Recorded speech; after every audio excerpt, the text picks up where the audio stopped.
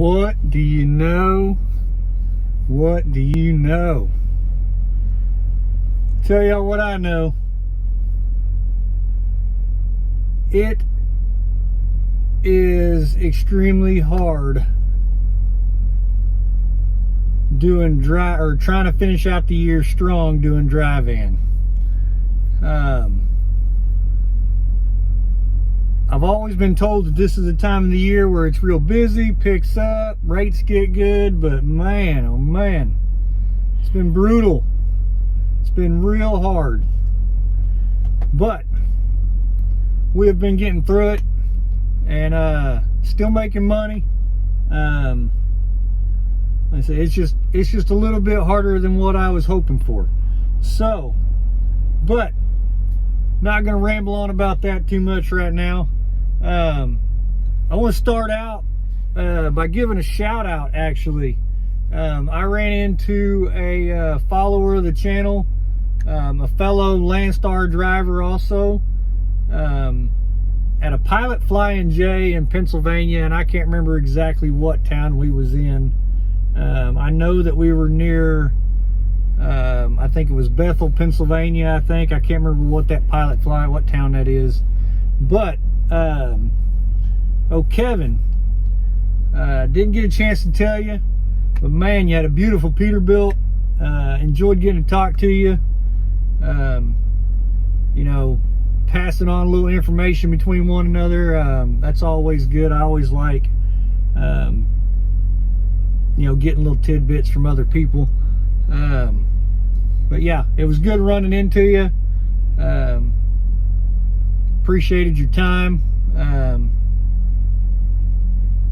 And like I said, just a beautiful truck, man. I didn't get a chance to tell you because I was out there freezing my tush off, but just, you know, really nice truck, and really enjoyed getting to talk to you. I hope that you're staying warm and staying safe up there in Buffalo or around Buffalo. I remember you said you was trying to get home before the snow hit. News is talking like there's like record numbers up there. I know y'all are used to snow up there, but man, what I saw on the news was just crazy. So I hope y'all are safe. Hope you and your family are warm. Hope everybody's doing all right. So let's get on to the next subject. So the loads that I've done, I'm gonna run through a couple of loads, and we'll crunch the numbers, or I'll share the numbers on those. So the last place I was at was in Columbus, Ohio. Delivered my Kubota skid steers or crawlers, whatever you want to call them. I delivered those on Monday. Now the Friday prior to that, my reload out of Columbus going down to Dallas, which I was trying to get home by Wednesday afternoon, canceled on me. So here I was Friday afternoon, looking for another load, trying to get home, and wasn't having a whole lot of luck. Now Saturday, I was talking to an agent and actually found something going from Columbus straight to Oklahoma City.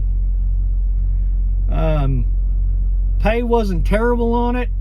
It took me straight to the house. So I was all for it.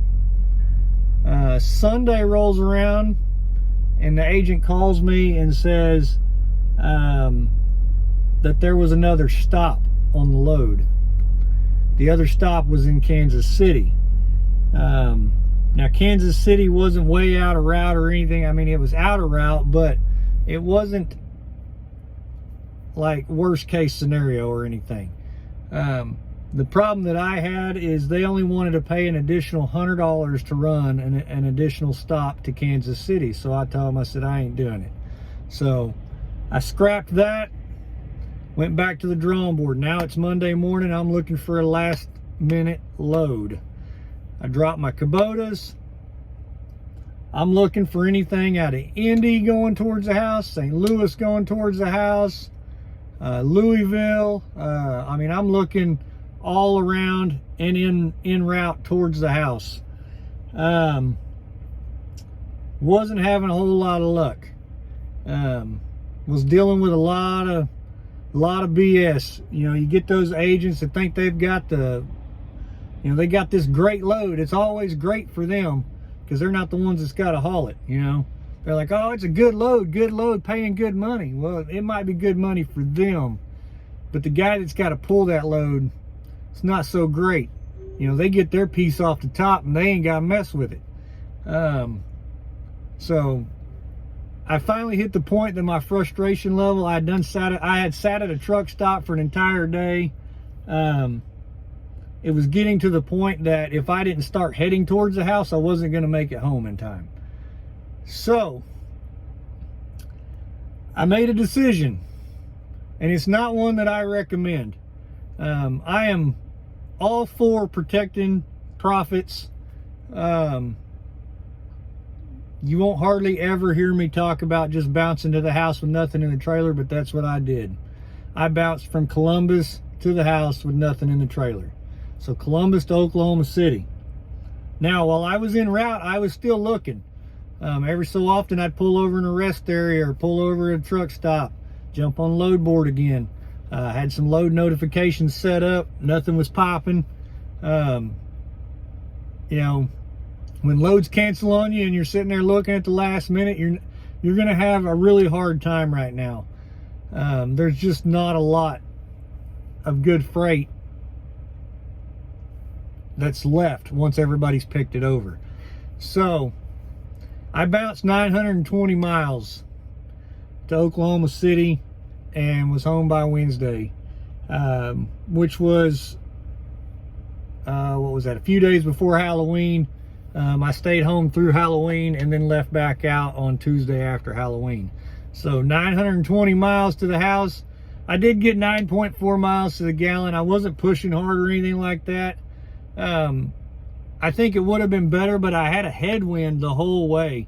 If I remember correctly, there was a cold front or something pushing through. I can't remember, but I do remember that I had a headwind the whole way there.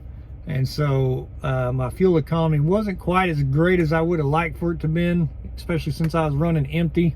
And, you know, it's all my dime, you know. It was costing me the whole way.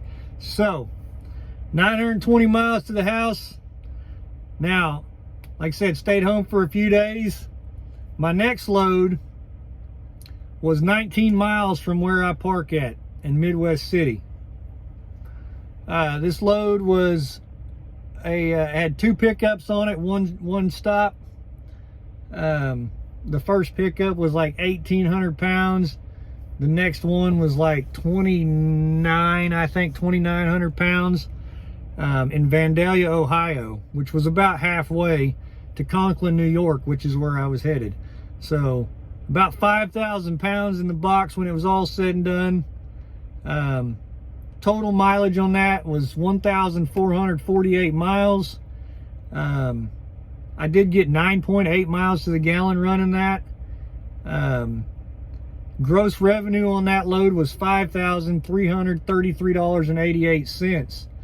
Now the cut to the truck was $3,811.93. So that was a rate of $263 a mile.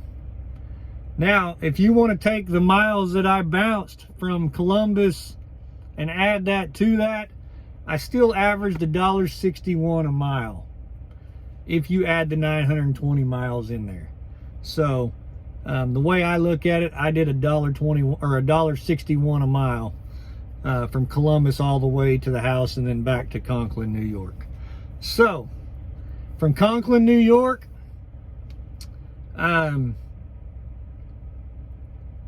bounced 150 or 160 miles down to Topton, Pennsylvania.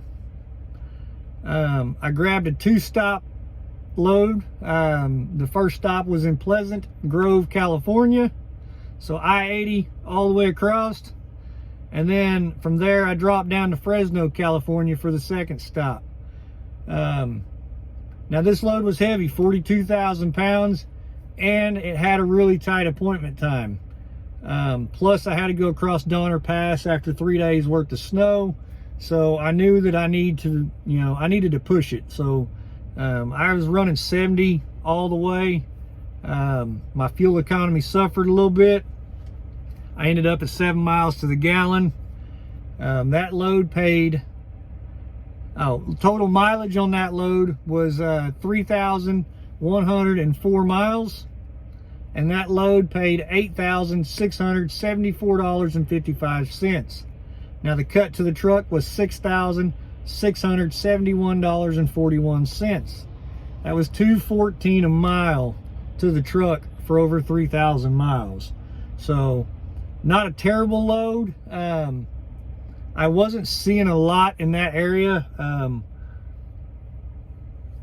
that I really wanted to haul. It was just, you get up to that part of the country and everything's either going farther into the Northeast, or it's going to Florida, or it's staying right on the East Coast.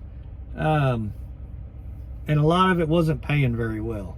So to avoid dealing with canceled loads and this and that, I just found something that stretched me out for a while, kept me behind the wheel for a while, and that's what I did. So from Fresno,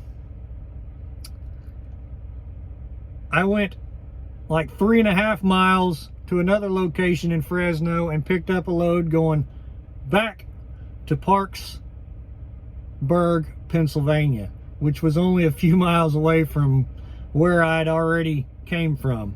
But this load took me through the house, allowed me to do a 34-hour reset. It was 2,930 miles going back across because I ran 40. And I ran 40 all the way to 81 and then ran 81 up. Been trying to stay off that Pennsylvania tollway. That thing about ate my lunch last month. The tolls on that thing was just brutal. So that load paid $8,000.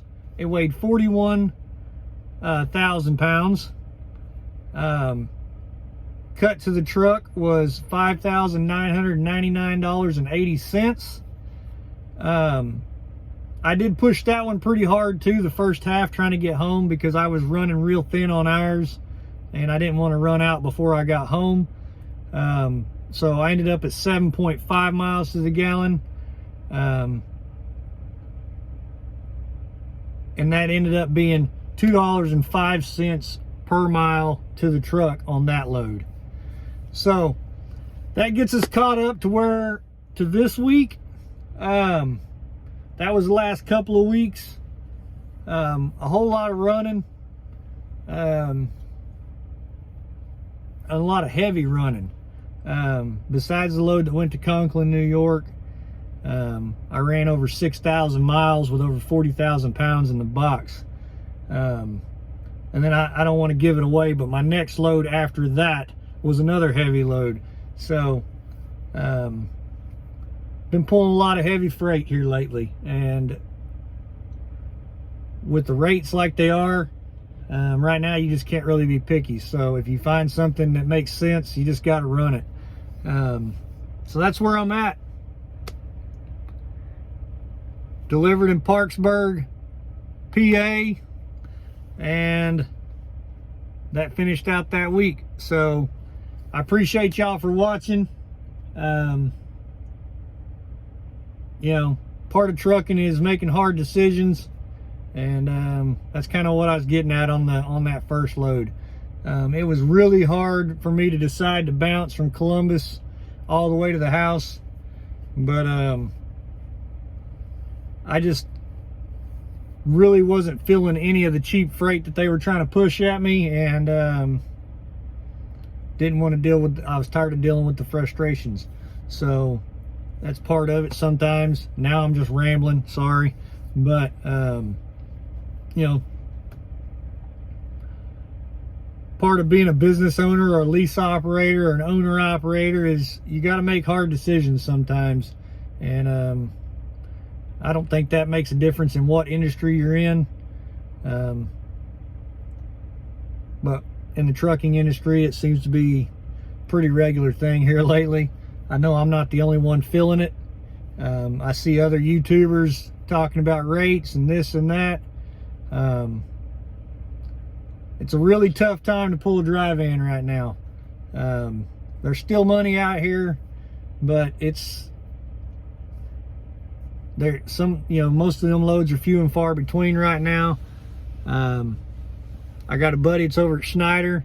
Still have, you know, he's had issues with loads canceling on him, and then, you know, he's left looking at the leftovers also. It's been a brutal couple of months. I'm hoping to finish out this year, and hopefully next year will bring us a little bit more positivity. I know I'm not the only one out here feeling like I'm getting my tail kicked, but we just got to keep pushing and we'll get through it. So, like always, y'all stay safe. I appreciate y'all. Hit that thumbs up, hit that subscribe button. Shiny side up, rubber side down. Catch y'all on the next one.